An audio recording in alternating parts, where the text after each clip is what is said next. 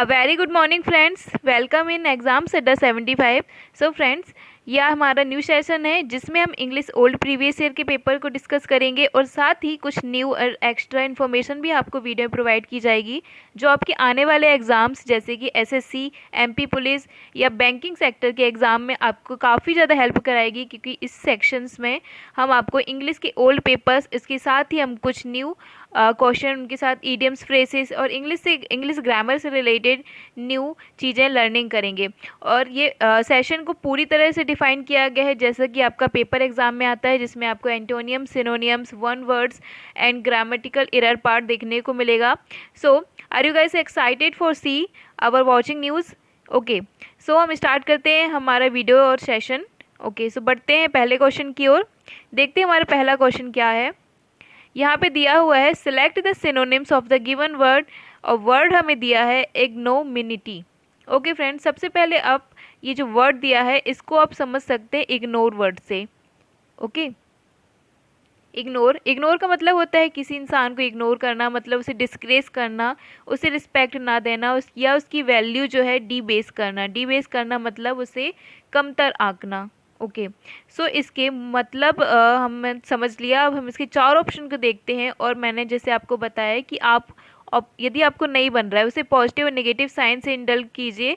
Okay, जिससे आपको correct answer find करने को बहुत ही इजी फॉर्म है ये, जिससे आपको ऑप्शन एलिमिनेट करें।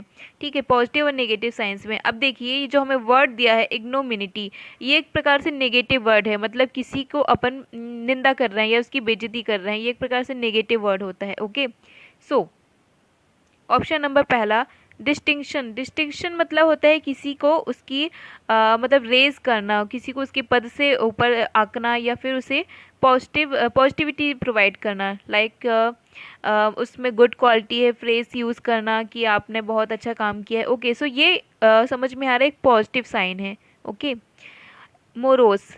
मोरोस मतलब होता है एक इल टेम्पर्ड पर्सन जो बहुत ज़्यादा उदास है। ठीक है, और एक प्रकार से नेगेटिव साइन को इंडिकेट करता है। डिस्ग्रेस। डिस्ग्रेस मतलब होता है किसी इंसान की बेइज्जती करना या उसे ह्यूमिलिएट करना। ठीक है, ह्यूमिलिएट करना, ये भी एक नेगेटिव वर्ड होता है। मेंडरसिटी। मेंडरसिटी मतलब होता है अनट्रूथफुलनेस, एक ऐसा व्यक्ति जिसमें बिल्कुल भी सच्चाई ना हो, वो हमेशा झूठ बोलता हो। ओके, सो फ्रेंड्स, ये हमें इग्नोमिनिटी वर्ड नेगेटिव है, और ये कहीं ना कहीं जो चार वर्ड हैं इसके सिनोनिम्स होंगे, बट यहाँ पे सबसे ज़्यादा नियरली सिनोनिम्स डिस्ग्रेस होगा। डिस्ग्रेस का मतलब भी होता है किसी इंसान की निंदा करना या फिर उसे कमतर आंकना। ओके, सो बढ़ते हैं हम सेकंड क्वेश्चन की ओर। In the sentence identify the segment which contain the grammatically error. So friend, जैसे हमने बताया कि हम इसमें ग्रामेटिकल एरर को भी शामिल किए हुए हैं। सो इसमें हमें सेंटेंस दिया है she ask dad what I would do with the money. वह पूछ रही है कि वाट उसे पैसे के साथ क्या करना चाहिए था इसलिए क्योंकि ये वुड जो होता है वो पास्ट एक्टिविटी को बताता है। ओके, सबसे पहली बात, यदि हम किसी से आस्क्ड कर रहे हैं मतलब क्वेश्चन पूछ रहे हैं, सो वहाँ पे हेल्पिंग वर्ब पहले आती है, सब्जेक्ट बाद में आता है। जैसे यहाँ पे व्हाट के बाद यदि वुड आता पहले फिर आया आता तो एक क्वेश्चन फॉर्म में होता, तब हम यहाँ पे आस्क यूज़ कर सकते थे। ओके, सो यहाँ पे हमारा आस्क्ड नहीं होगा, ऑप्शन में गलत दिया हुआ है, और सही आंसर होगा सी टोल्ड डैट, क्योंकि ये पैसिव वॉइस का सेंटेंस है। सी told that what I would do with the money. Okay, इस प्रकार से ये हमारा राइट ऑप्शन हो जाएगा। आगे देखते हैं, select the antonyms of the given word. हमें एक वर्ड दिया है, वर्ड है डेवियस। ओके, डेवियस, इसका हमें एंटोनिम्स बताना है। फ्रेंड, डेवियस मतलब आपको पता होना चाहिए, ये एक ऐसा जैसे एक सेल्समैन होता है। ओके, जो आपको घर घर जाके कुछ अपनी चीज़ें, ऑब्जेक्ट बेचता है, और वो बहुत ज़्यादा स्किल होता है, टैक्टफुल होता है, मतलब वो एक बहुत ज़्यादा चतुर होता है, अपनी चीज़ों में बहुत ज़्यादा स्किल्ड रहता है, क्राफ्टी पर्सन होता है, जिसे पता है कि उसे अपनी चीज़ें बेचने के लिए किस तरीके की स्किल यूज़ करनी है। ओके, सो इसका बहुत ही ज़्यादा नियरली एंटोनियम्स होता है ल्यूसिड। ओके, ल्यूसिड मतलब होता है एक ऐसा इंसान जो कि लॉफुल होता है। ओके, जैसे लॉ की बहुत ज़्यादा जानकारी, या फिर जनरली वे में बोले तो इसे हर चीज़ की जानकारी रखता है, जो ईजिली मतलब जो जिसे ईजिली हम टैक्ट नहीं कर सकते, जैसे हम चतुराई के द्वारा उसका मतलब यूज़ नहीं कर सकते, उसकी जेब से पैसे नहीं निकलवा सकते। ओके, सो ल्यूसिड इसका नियरली एंटोनिम्स होगा। ओके, अब बढ़ते हैं आगे क्वेश्चन की ओर। Select the antonyms of the given word. Violation, violation, violation मतलब होता है एक प्रकार से लड़ाई झगड़ा या बहुत ज़्यादा शोरगुल, नॉइस क्रिएट करना। ओके, सो हमें इसका एंटोनिम्स बताना है फ्रेंड। ओके, सो इसका नियर एंटोनिम्स होगा, सबसे पहले तो हम इसके चारों ऑप्शन का मतलब जान लेते हैं।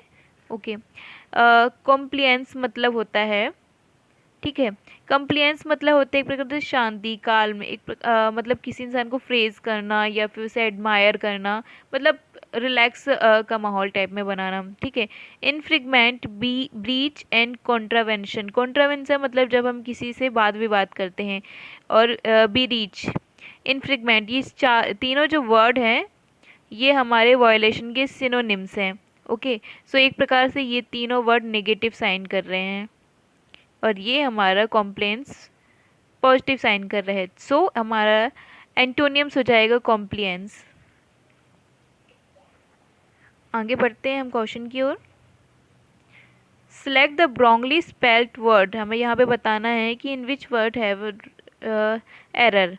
ओके, मेडलसम, मेडलसम मतलब होता है कि किसी इंसान को मतलब ओके, सो सबसे पहले तो हम ये देखते हैं कि इसमें किस वर्ड में मिस्टेक दी हुई है, ठीक है। तो देखिए ये जो वर्ड है मेडलसम, ये इसकी स्पेलिंग बिल्कुल राइट है। मायरियाड, ये भी स्पेलिंग राइट है। माले वॉन्ट, ये गलत है, ठीक है। इसमें क्या गलत है, MALE आता है, MALE, सॉरी LE, माले, और वोलेंट, ये वोलेंट सही है। तो माले वोलेंट मतलब होता है कि किसी इंसान को मतलब अपन समझना, जैसे कोई इंसान बहुत ज़्यादा रिच है, अपन को पता है ये रिच है, तो इसको इसकी जेब से कैसे पैसे निकालना है, एक प्रकार से जो आपकी टैक्टफुल या स्किलफुल वे होता है ना कि इसको हमें लॉस देना है या इसकी जेब से पैसे निकालना है, ठीक है। और मामोथ मतलब होता है something is very huge, intense, enormous. Okay, so ये इस प्रकार से option number C right option हो जाएगा।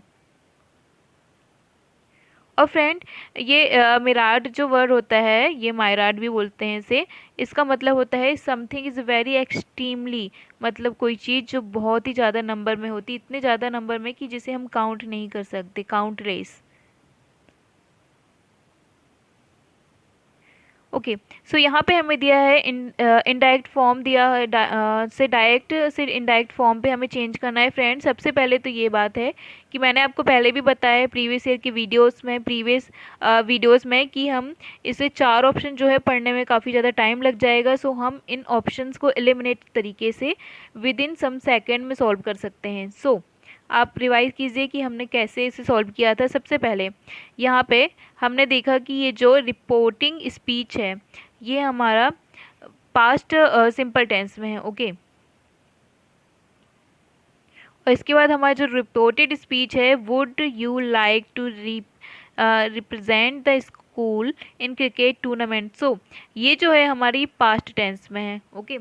सो फ्रेंड हम देखो यहाँ पे क्वेश्चन टैग है, मतलब ये ऑप्शन में, मतलब ये क्वेश्चन कर रहा है, ओके। सो यहाँ पे आस्क्ड आएगा, ए में भी आस्क्ड सही दिया हुआ है, ऑप्शन नंबर बी में आस्क्ड दिया है, ऑप्शन नंबर सी, ओके।